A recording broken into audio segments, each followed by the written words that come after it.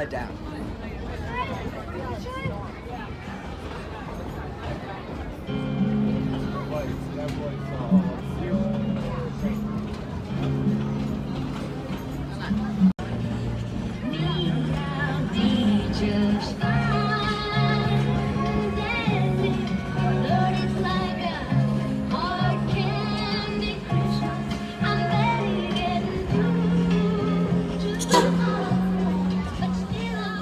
Hey folks, look up at our engine, wave at our fireman Uriah.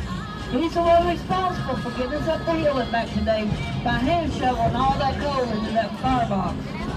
His engine operates today just like she did when she was first built in 1938.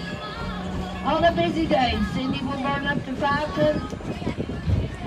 tons of coal, drink 5,000 gallons of water, while she brings around 46,000 people up this mountain and back. We're really proud of our engine and the guys that operate her, and we hope you enjoy riding behind them just as much as we do.